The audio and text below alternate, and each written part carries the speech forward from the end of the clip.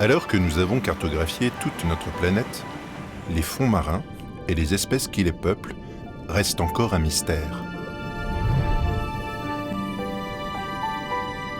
Il y a 6000 ans, dans cet océan nourricier au potentiel infini, l'homme invente un art de l'élevage, l'aquaculture.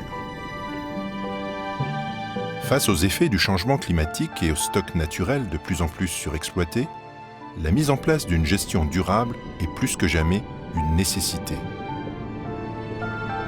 Nos modes de production et la nourriture que nous choisissons affectent notre santé et celle de notre planète.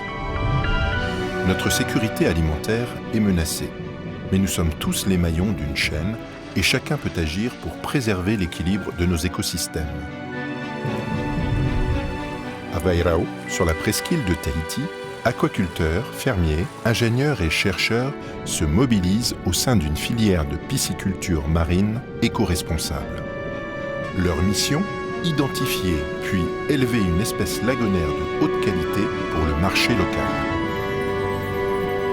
Et tout commence à l'écloserie expérimentale de la Direction des ressources marines.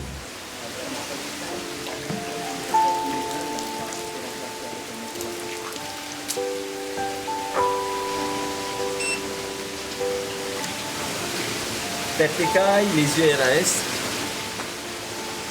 branchies RAS. Pendant des années, avec le partenaire IFREMER, il y a eu des études sur des espèces qui ont été importées, introduites en Polynésie. Il a été décidé au début des années 2000, certes, de continuer la filière pisciculture marine, mais de l'orienter vers l'élevage d'espèces locales. 2720. Le premier objectif, c'est de sélectionner des espèces ayant un potentiel en aquaculture localement. Plusieurs critères économiques, parce que l'aquaculture, ça coûte cher, donc il faut un poisson qui soit vendu cher. Des critères biologiques, des critères gustatifs. Enfin, à un moment donné, tu fais de l'aquaculture, c'est pas pour faire un poisson qui est pas bon. Après une première sélection, c'est le Parahapewe, ou Platax orbicularis, qui montre le meilleur potentiel pour le développement d'une filière aquacole. Le Parahapewe est sorti vainqueur de par ses performances de croissance, sa maîtrise de la reproduction et sa résistance à beaucoup de pathogènes ou d'autres différentes maladies qu'on peut trouver en pisciculture de par le monde, quoi. Un candidat très intéressant de par la demande du marché pour un tel poisson qui se trouvait plus et qui se trouve toujours très peu à l'état sauvage. Pour l'anecdote, un pêcheur lagonaire, quand il sort en pêche et qu'il pêche un Parahapewe, il peut revenir et il vend son Parahapewe, il a fini sa journée. C'est pour dire que ce poisson, c'est vraiment le poisson qui illumine les yeux des pêcheurs au moment où quand on en parle, quoi. Le Parahapewe, c'est depuis tout petit, pour nous, c'était un poisson, quand on le voit sous l'eau, il est magnifique. Donc déjà, même que ce soit les pêcheurs, ici tout le monde est plus ou moins pêcheur, tout le monde est en tout cas un contact assez fort avec la mer et de travailler avec ces produits avec lesquels on a grandi, avec lesquels on a vu depuis qu'on est tout petit, déjà c'est assez passionnant.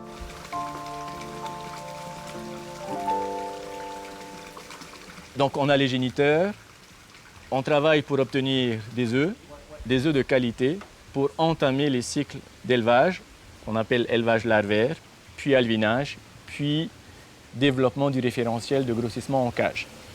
Ces étapes-là, elles sont plutôt difficiles à maîtriser sur des nouvelles espèces, donc il faut quand même une certaine technicité. Toutes ces étapes ont été maîtrisées en 2 à 3 ans d'études.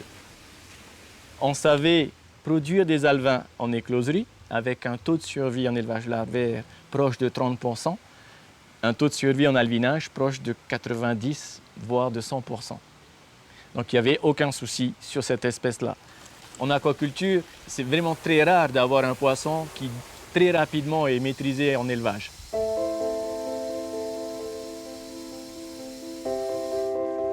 La filière actuellement, au niveau de la reproduction, elle est basée uniquement sur des géniteurs sauvages. Sur toute la planète, une induction de ponte se fait par une injection d'hormones. Nous, il n'y a même pas une injection, je ne dis pas qu'elle n'a pas été testée, on l'a testée parce qu'au début, on ne savait pas faire des pontes, on ne savait pas comment produire des pontes. Mais actuellement, il n'y a aucune ponte qui est produite par injection d'hormones. Soit c'est des pontes naturelles au rythme naturel des animaux, soit on utilise de l'eau douce, tout simplement.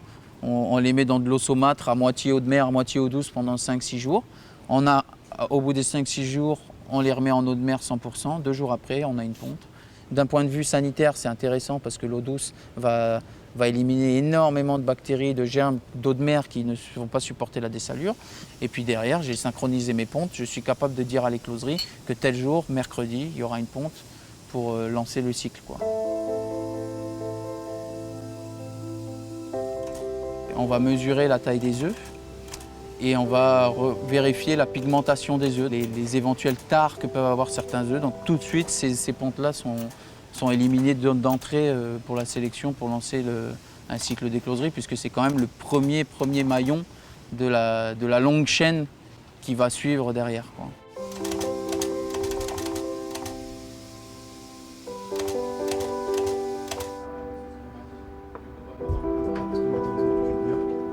Puis la ponte, on va la transférer dans les bacs larvaires en écloserie biosécurisée.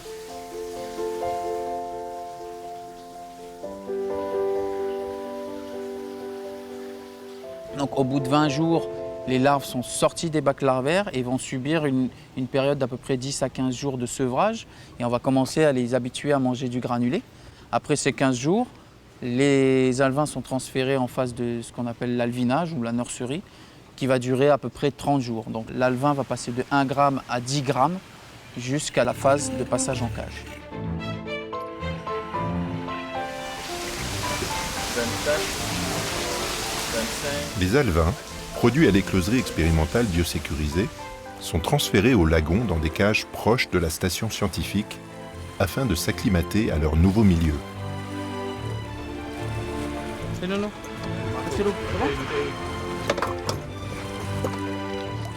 La première chose qu'un Polynésien va te demander, c'est ton poisson, qu'est-ce qu'il mange. Mais le poisson, c'est vraiment très ancré dans la culture. Le Polynésien ne va manger qu'un poisson de qualité. Donc ça, déjà pour l'image de la filière, c'est très important. Sur toutes les différentes mailles de la chaîne de production, on n'utilise pas de produits médicamenteux. Il faut bien imaginer qu'il se passe d'un environnement complètement clos, complètement contrôlé, dans un bassin avec des débits bien précis, d'un bullage au milieu lagonaire avec des poissons autour, un milieu complètement ouvert, nous qui marchons sur les jets flotte, du bruit. Donc c'est quand même un peu traumatisant pour les petits alevins de cette taille-là. Il s'agit aussi pour Marc-André de surveiller que ce lot ne développe pas de pathologie. Tu vois, quand tu les vois comme ça, un comportement ils sont un peu en groupe. C'est un comportement à peu près standard d'une livraison. Tu vois, ils se mettent tous dans le même sens. Ils ne sont pas collés les uns aux autres, ils ne se touchent pas, chacun prend sa position. Et donc c'est plutôt pas trop mal ça. Quand ils sont vraiment stressés, tu vas avoir plein de paquets. Tu vois le comportement qu'il est là, et après dans tes fiches d'élevage, dans tes fiches de suivi, tu remarqueras les différences. Ah, ce jour-là, ils ne remontent pas sur l'aliment, ce jour-là, ils sont différents. C'est les premiers signes qui vont t'indiquer s'il y a de la patho qui arrive ou pas. Ou voilà quoi. Là, ils n'ont pas l'air de manger du tout, on reviendra cet après-midi. Mais bon, au moins ils savent qu'ils ne vont pas mourir de faim. Allez.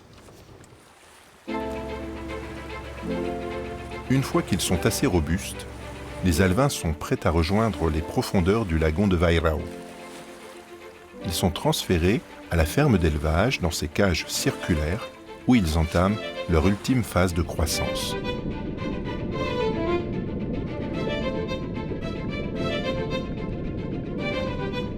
La ferme a été créée en 2010 et avec les premières productions, les premiers élevages en 2011. Les alevins, on les achète à partir de 10 grammes d'écloserie. Nous les acheminons par bateau jusque dans les cages situées dans le lagon de Vairao.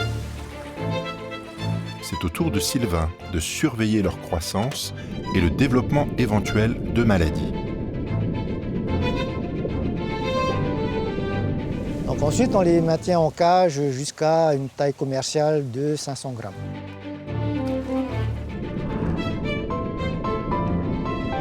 Les poissons, nourris avec des granulés bio, passeront plusieurs mois dans la ferme d'élevage, toujours sous haute surveillance. Malheureusement, 2012 est le début des premiers problèmes sur ce poisson. Donc on a connu des parasites, on a connu des virus et aujourd'hui, malheureusement, le poisson est confronté à une bactérie qui est présente dans les lagons, Tenacibaculum maritimum de son petit prénom. Cette bactérie provoque de très fortes mortalités à la mise en cage qui peuvent atteindre parfois 90% de mortalité dans les fermes de production. Un poisson touché par cette bactérie est voué à mourir. Les fermes, elles ne pouvaient plus faire marche arrière, elles se sont développées. Il faut trouver des solutions pour arriver à endiguer ces grosses mortalités. La ténacibaculose a toujours existé depuis le tout début du programme. Et donc on sait que les poissons, quand ils sont à taille adulte, ils n'ont aucun problème avec la ténacibaculose. Il y en a, ils n'ont aucun problème. Le poisson qui fait 100 grammes, il n'a aucun problème. Donc sur un site d'élevage, il y a de la bactérie comme il y en a partout dans le lagon. Et il n'y a aucun problème. Mais c'est vraiment cette phase de de passage de l'écloserie au lagon qui crée ce problème. Et si en plus on le met sur un site de grossissement qui lui va constituer un foyer quelque peu, même s'il n'y a aucun problème sur la ferme pour les poissons, et du coup les jeunes alevins qu'on vient mettre à côté, eh ben, ils sont encore plus malades. Comment résoudre ce problème de mortalité massive? Une première approche est mise en œuvre. Jachères sanitaires et traitements plus rigoureux des structures d'élevage sont réalisés. Malheureusement, l'élevage en lagon est assujetti à tellement de paramètres que cela ne suffit pas. Donc on décide d'utiliser des substances naturelles intégrées à l'aliment que le poisson va consommer pour lui permettre de supporter, entre guillemets, cette présence bactérienne. Toujours à la station scientifique de Vairao, c'est un chercheur du CNRS venu de France, Pierre Sazal, qui a pour mission de tester cette approche alimentaire. Mon rôle dans ce programme de recherche sur le paraPOE, c'est essayer de trouver des traitements éco-responsables contre les pathogènes en général. Donc l'idée, c'était effectivement de regarder si, avec des produits naturels, on pouvait apporter aux poissons sorte de ce qu'on fait les êtres humains, prendre des probiotiques pour stimuler l'immunité, pour avoir une immunité un peu boostée avant la mise en cage. Voilà, donc après avoir testé des plantes terrestres, on s'est dit mais pourquoi ne pas tester plutôt des molécules, des algues qui pourraient être aussi bénéfiques pour les poissons, puisqu'elles sont dans leur milieu finalement. Et donc on a testé cette algue, Asparagopsis taxiformis. C'est une algue invasive dans le milieu naturel ici, qui est étudiée et qui est connue pour avoir des particularités, des propriétés antiseptiques, antibactériennes. Et donc on l'a ramassée, on l'a séché, lyophilisé, on l'a mis en poudre. Les collègues chimistes l'ont étudié, ont étudié les profils chimiques. Et il s'est avéré que les profils chimiques de cette algue sortaient une molécule qui pouvait être intéressante. Une molécule issue d'une algue invasive qu'on trouve en abondance serait donc capable de lutter contre cette bactérie qui décime les élevages. On l'a testée in vitro, on a vu qu'elle fonctionnait. Maintenant, l'objet, c'est de la tester, c'est pour ça que je suis là aujourd'hui, c'est de la tester in vivo sur des poissons qu'on aura expérimentalement infestés. Avec l'idée, c'est de dire on va nourrir les poissons avec cette molécule avant de les infester et voir si justement on stimule l'immunité un peu de façon préventive et voir quand ils sont challengés ensuite avec la bactérie, s'ils survivent mieux que des poissons témoins challengés avec la bactérie, mais pas nourris avec cette molécule.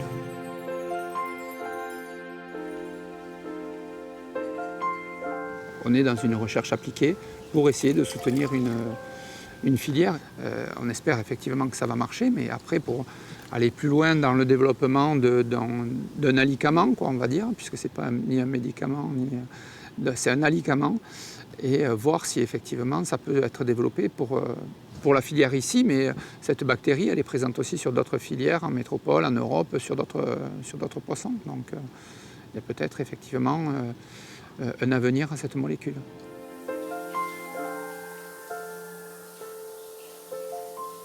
Après le test in vivo et l'infection expérimentale, les premiers résultats n'ont pas montré d'amélioration significative sur les taux de mortalité des poissons atteints par la bactérie.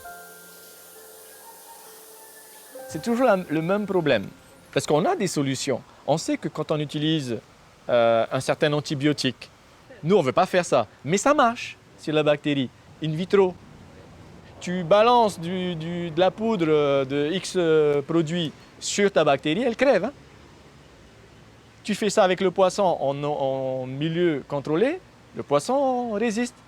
Mais dès que tu passes le poisson en lagon, en cage, tu n'es plus dans un système contrôlé. Tu es in situ. Tu es dans le lagon quand tout va bien, que tu as 60 jours de soleil, pas de vagues, pas de vent, personne qui vient embêter le poisson, un aliment, très peu de bactéries, ça passe. Mais avoir 60 jours de ces conditions-là en lagon, tu l'as une fois sur 40 ans d'élevage. À la station scientifique de Vairao, une autre approche est testée par la Direction des ressources marines en partenariat avec les chercheurs de l'Ifremer. L'équipe de recherche fait de la génomique comparative. Elle travaille sur l'ADN de cette bactérie et compare son génome avec celui de bactéries similaires. Le but ? Mieux connaître l'ennemi et trouver un moyen de le combattre. Pourquoi pas avec un vaccin ? La vaccination, c'est une des approches pour essayer de protéger les poissons, quels qu'ils soient dans le monde, vis-à-vis d'agents infectieux. Et c'est vrai qu'aujourd'hui, vis-à-vis de cette bactérie Thenassybaculum maritimum, que l'on rencontre donc chez le Parapewe, mais qu'on rencontre aussi chez d'autres espèces, dont les saumons. Donc on n'est pas du tout en milieu tropical, mais on a le même pathogène qui provoque des mortalités. Donc les gens travaillent sur la production de vaccins. Et grâce à nos travaux ici, on a pu caractériser finalement toute la diversité génétique des souches Thenassybaculum maritimum que l'on a, ce que l'on appelle aussi les sérotypes, ce qui confère une protection aux poissons. Et grâce à ces travaux, on est en train de développer un vaccin, un auto-vaccin, donc à partir de souches locales de Thenassybaculum maritimum. Et on espère, en évaluant ce vaccin, qu'on arrivera à protéger le platax vis-à-vis de l'infection naturelle. L'élaboration d'un vaccin est pour l'heure à l'état de phase expérimentale, mais ouvre des perspectives intéressantes pour contrôler cette bactérie à l'échelle mondiale. Pourquoi la solution tarde-t-elle à voir le jour ? Pendant 10 ans, on est parti sur le principe de lutter contre la bactérie, de trouver la solution à la bactérie. On n'a pas trouvé la solution pendant 10 ans. Et on était aussi dans la réflexion de se dire, on arrête. Moana et son équipe de la Direction des ressources marines décident pourtant d'explorer d'autres pistes. Et parfois, l'évidence se trouve juste sous nos yeux. Ils reprennent l'énoncé du problème. Une fois qu'on a dépassé les 60 grammes jusqu'à 1 kg, il n'y a plus aucune mortalité. C'est rare en aquaculture. Tout est au vert sur toutes les phases de la production, sauf ces 2 mois, de 10 grammes à 60 grammes. Et on s'est battu pour trouver une solution. La filière ne veut pas produire de poissons en utilisant des médicaments. Donc cette piste-là a été quand même très très vite évacuée. On savait pertinemment depuis des années que produire du gros poisson était la solution. On savait qu'à 60 grammes, on pouvait atteindre les 100% de survie. Sauf que produire un alevin de 60 à 80 grammes, ça nécessite des structures assez gigantesques. Et en tout cas, l'écloserie qui a été dimensionnée pour fournir des alevins de 10 grammes ne peut pas sortir 20 000 alevins de poissons de 60 grammes. Ça implique un coût, il est forcément répercuté sur le prix de vente de l'alevin au moment de l'achat par le fermier. Comment fournir aux fermiers des animaux plus gros et plus robustes, donc les maintenir hors du lagon plus longtemps sans faire flamber les coûts. On est en train de maîtriser une phase de pré-grossissement dans des bassins terres. Donc des bassins terres qui sont à la base utilisés pour la filière crevetticole. C'était pas gagné d'avance, parce que c'était mettre des poissons de 10 grammes dans un environnement où on sait pertinemment il y a des bactéries, il y a des virus, et voilà. Mais on arrivait à produire des animaux jusqu'à 60 grammes, voire plus, avec des taux de survie dans ces bassins terres qui étaient aux alentours de 60%. Et une fois qu'on utilisait ces animaux dans la ferme de production, la ferme se retrouvait avec 90% de survie.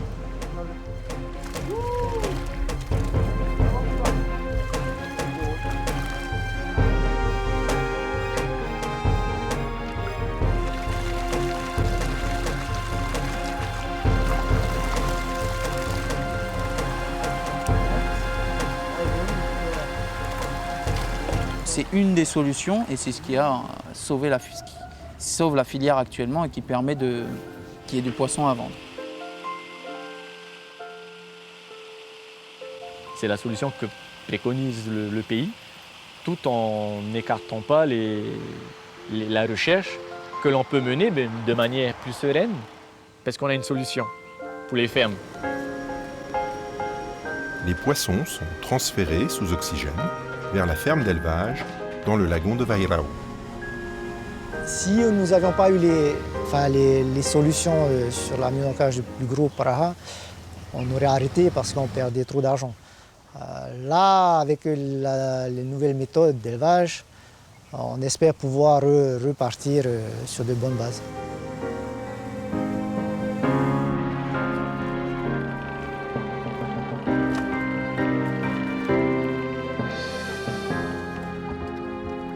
On est toujours un peu inquiet, quoi. C'est une opération un peu délicate, quoi. Pour l'instant, la filière, ce dont elle a besoin, c'est vraiment de régler ces problèmes de ténaciobaculose. On ne pourra pas ne vivre sans, mais au moins de la maîtriser, que le fermier il sache que s'il prend 20 000 alevins, même s'il lui en reste 15 000 à la fin, que ça soit d'une façon assez constante et qu'on ait une visibilité sur du long terme. Parce que ce qu'il y a de sûr, c'est que sur la demande du marché, la visibilité sur le long terme, elle est là. Les gens, ils veulent du poisson et le poisson, il se vend très bien. Le problème, c'est vraiment qu'on n'arrive pas à fournir assez de poissons pour répondre à la demande.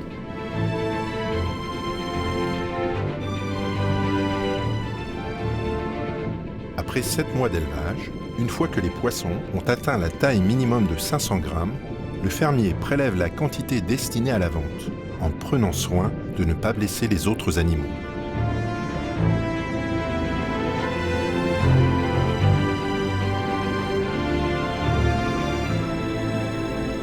Actuellement, le marché local n'est pas encore atteint. On n'a pas encore atteint le seuil, justement, le seuil maximal du marché, pour des raisons justement de mortalité en cage. Il y a de la demande maintenant, donc il y a un potentiel sur Tahiti et les îles. Bon, on en voit aussi dans les îles.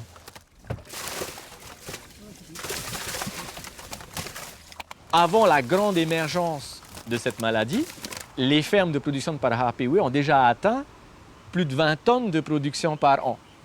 Au début du programme, un paraha pewe, en gros, il était vendu presque entre 1800 et 2000 francs le kilo.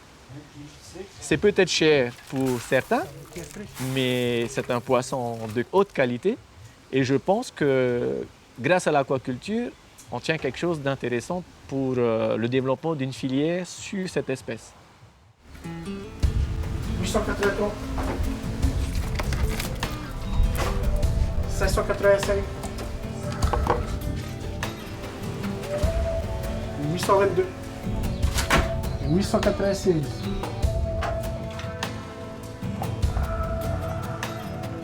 Il y a certains lagons qui ont déjà été surpêchés. L'aquaculture peut répondre en partie à ça. C'est des poissons de lagon qui sont garantis sans ciguatera. On a la traçabilité de ce qu'on mange, on a la traçabilité de comment c'est produit. C'est quand même gratifiant de savoir qu'on peut manger des bons produits, des produits de qualité qui sont produits chez nous. Au même titre que quand on va au Canada, on mangerait du crabe des neiges ou du homard. Et ben ici, on a nos produits à nous et en plus, elle a au moins les mêmes qualité que bien d'autres poissons très renommés de travers le monde. La Polynésie française est l'un des seuls endroits au monde qui maîtrise l'élevage du Parahapewe à des fins de consommation humaine. Elle mise sur une filière éco-responsable qui mobilise tous les maillons de la chaîne de production engagés à fournir une alimentation saine et de haute qualité.